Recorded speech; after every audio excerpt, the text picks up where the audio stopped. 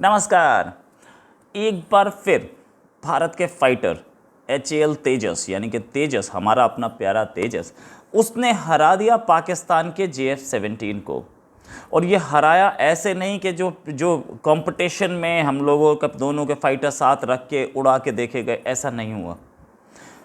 पाकिस्तान का fighter JF-17 उस bidding से ही बाहर हो गया जिसमें तेजस लड़ने जा रहा था, जहाँ पे उसे दूसरों के साथ, खैर अकेला तेजस नहीं है, वहाँ पे और दूसरे भी हैं, लेकिन मेन टक्कर पाकिस्तान के फाइटर JF-17 और इंडिया के तेजस के बीच में थी, और एक साउथ कोरिया का भी था। इन तीन के बीच में मेन टक्कर मानी जा रही थी, क्योंकि ये तीनों सबसे सस्ते थे। इनफैक्ट आए तो दूसरे भी हैं वहाँ पे, लेकिन दूसरों को इतनी ज़्यादा चांसेस नहीं है जितने इन तीन के थे। और पाकिस्तान तो सबसे ज़्यादा चांसेस बता रहा था कि पाकिस्तान ये बोल रहा था भाई हम भी मुस्लिम कंट्री हैं, क्योंकि प्रबल दावेदार माना जा रहा था इसको, JF-17 को।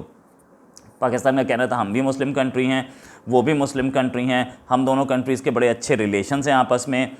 और टर्की, मलेशिया और पाकिस्तान तीनों इकट्ठे मिल करके एक alternative organisation of Islamic countries भी बना रहे थे।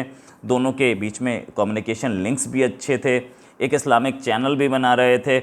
और इसी ये जो दोस्ती उसकी हुई थी इस टर्की और पाकिस्तान के साथ मलेशिया की, तो उसी दोस्ती के गुरूर में आकर के उसने इंडिया के खिलाफ और कश्मीर के खिलाफ स्टेटमेंट्स भी देने शुरू कर दिए थे। बाद में उसे समझ में आया कि ये क्या गलती कर रहे हैं यार, उसने अपना स्टैंड चेंज किया बाद में, लेकिन इनिशियली तो वो पाकिस्तान के बिल्कुल उसमें आ गया था, पाकिस्तान के बिल्कुल जैसे बोलते हैं ना कब्जे में आ गया था। उसकी फॉरेन पॉलिसी पाकिस्तान के हिसाब से चलती दिखती थी, पाकिस्तान को फेवर करती चलती दिख रही थी। बाद में उसे समझ में आया होगा कि यार ये कहाँ मैं भिखमंगे के साथ आ गया हूँ यार, इसके पास खुद के पास खाने के लिए नहीं है, मेरे को क्या देगा। तो उसने सोचा यार इंडिया के साथ ही चलते हैं, बड़ी इकॉनमी है, अच्छा है, अपना कुछ चलता रहेगा बिजनेस उससे। उन्हें छोड़ दिया। क्या पाकिस्तानी ये बोल क्लेम करते हैं कि इंडिया ने उसका पाम ऑयल इंपोर्ट बंद कर दिया था, इस वजह से उसकी इकोनॉमी टूट गई और फिर उसे अपना स्टैंड चेंज करना पड़ा। तो अगर ऐसा कुछ है तो ऐसा ही सही भाई, हम जिससे इंपोर्ट करेंगे जिससे नहीं करेंगे वो हम जानते हैं। तो ये टेंडर भी लग गया। आपको समझ में आया कि पाम ऑयल तो मतलब एक बात तो और उन्होंने मान ली कि पाम ऑयल और JF-17 दोनों लगभग बराबर स्टैंडर्ड के हैं। खैर एनीवेज, इनका JF-17 जो है वो बाद में बताएंगे हम इसके।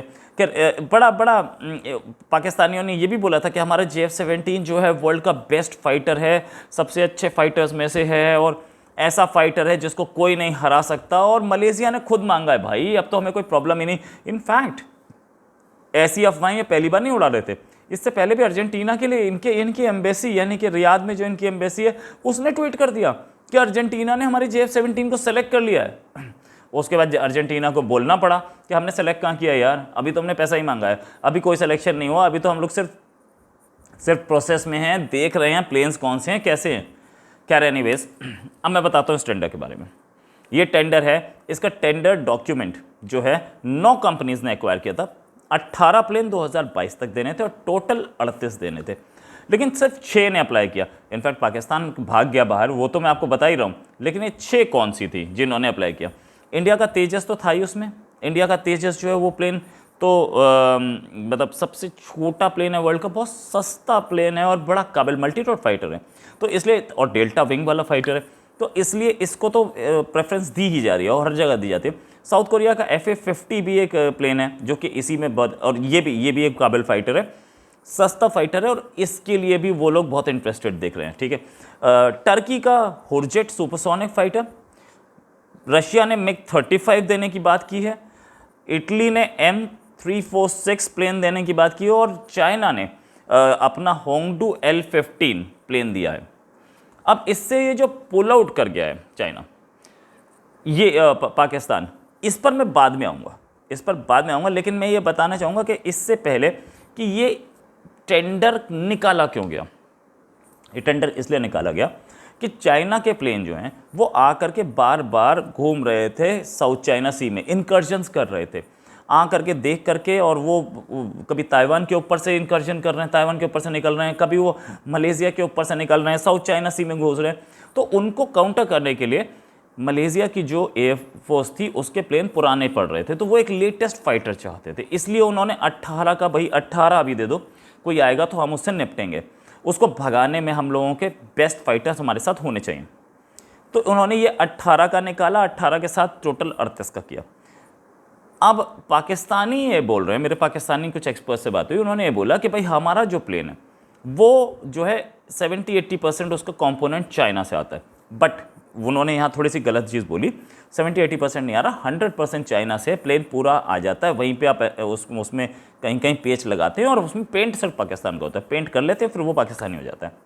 उन्होंने ये बोला कि ये 70-80% चाइनीज़ कंपोनेंट का प्लेन है, जबकि 100% ही सही, 70-80% चाइनीज़ कंपोनेंट का प्लेन होने की वजह से हम इसे, मलेशिया इसे लेना नहीं चाहेगा। द रीज़न बीइंग कि मलेशिया चाइना से ही तो लड़ रहा है, वो चाइना के इनकर्जन्स को ही तो रोक रहा है, और चाइना के इनकर्जन्स को रोक रहा है तो वो चाइनीज़ प्लेन लेके उनको कैसे रोकेगा? और अगर वो चाइना से लड़ रहा है तो चाइनीज़ प्लेन, चाइना उसके स्पेयर पार्ट्स बंद कर देगा, तो वो हमारे प्लेन कैसे क्यों लेगा?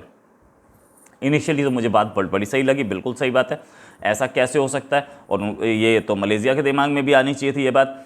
लेकिन फिर मेरे दिमाग में आया, फिर मैंने उसको चेक किया ठीक से, तो चाइना का अपना प्लेन L-15 भी इसके लिए बिडिंग कर रहा है, जो अपने घर में बना हुआ प्लेन है। चाइना, टोटल चाइना मैन्युफैक्चर्ड, इसमें तो हो सकता है कहीं पे एक पेच बाहर का भी लगा हो, वो इजेक्शन सीट कहते हैं, बताया जा रहा है कि इसमें ब्रिटेन की लगी है, इसमें ये JF-17 में बताते हैं, मुझे तो पता नहीं इतना, मैंने तो सिर्फ पढ़ा है कहीं पे, प्लेन मैंने देखा नहीं, और प्लेन तो बहुत कम लोगों ने देखा है। तो वो जो प्लेन है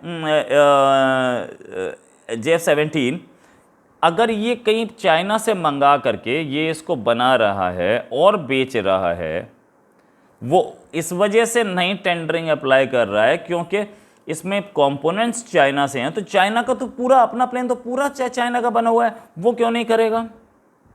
उसके लिए भी तो यही शॉर्टकमिंग होगी ना। खैर एनीवेज, मामला कुछ और है।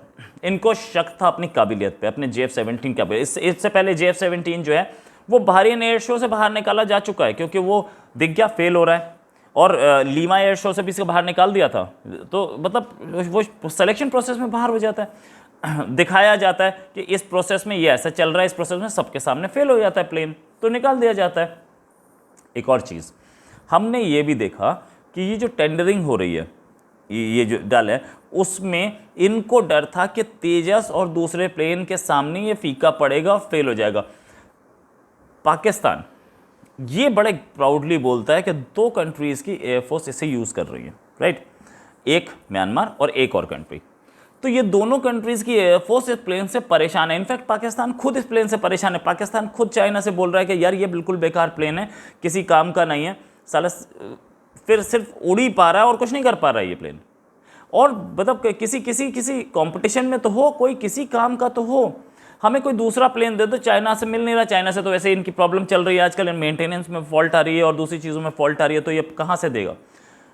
अब जहाँ तक बात कि ये जो टेंडर है, इसके लिए 2 प्रबल दावेदार हैं, एक तेजस और एक साउथ कोरिया का FA-50।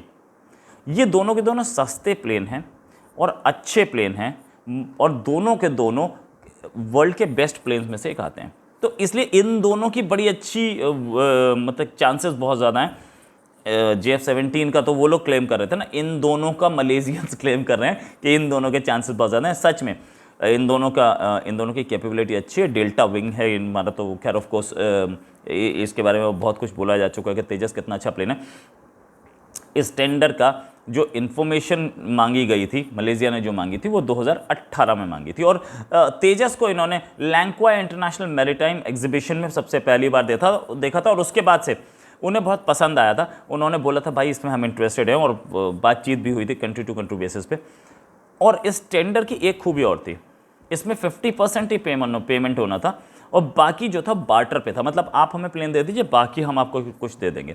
तो ऐसा मलेशियन ही बोल रहे हैं, मलेशियन अथॉरिटीज़ बोल रही हैं कि हम इंडिया को पाम ऑयल दे देंगे, इंडिया पाम ऑयल हमसे इंपोर्ट करता है, हम इंडिया से प्लेन ले लेंगे। खैर इंडिया को क्या प्रॉब्लम है, पाम ऑयल लो या कुछ लो, हम तो अपना प्लेन को कहीं और देना चाह रहे हैं, और दूसरी अगर कंट्री इससे खुश होगा तो फिर उसके बाद हम इसकी मार्केटिंग यूरोप में कर देंगे, ऑस्ट्रेलिया को दे देंगे, जापान को दे देंगे, बहुत सारे कंट्रीज़ हैं, सिंगापुर को दे सकते हैं, ताइवान को दे सकते हैं, बहुत सारे कंट्रीज़ होंगे।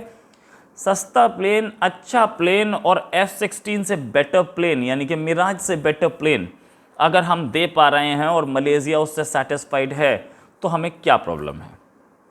JF-17 टाइप नहीं कि म्यांमार ने खरीद लिया और उसके बाद दोबारा ऑर्डर देने को राजी नहीं है। तो कि यही एक खबर थी। और इस खबर से एक बात तो बहुत क्लियर, पिछली बार जो मैंने वीडियो बनाया था उसमें बहुत सारे पाकिस्तानियों ने बोला था कि इंडिया खुद नहीं खरीद रहा अपने तेजस को और तेजस बिल्कुल बेकार प्लेन है। तो अब सामने रिजल्ट तो दिख रहा है, इसीलिए दोबारा प्लेन मैं बना रहा हूँ कि आपके तो आपका जो वो है कंट्री, वो तो अपने बकवास से प्लेन को देख करके बिडिंग भी नहीं कर रहा है, अब वो टेंडर नहीं भर रहा है, उसे समझ में आ गया कि ये प्लेन फेल हो जाएगा। इसलिए तो अब पाकिस्तान क्या करे, बेकार प्लेन दूसरा नया बनाएंगे, देखते हैं 10-15 साल में बन जाए तो फिर कहीं बिडिंग होगी, टेंडर होगा।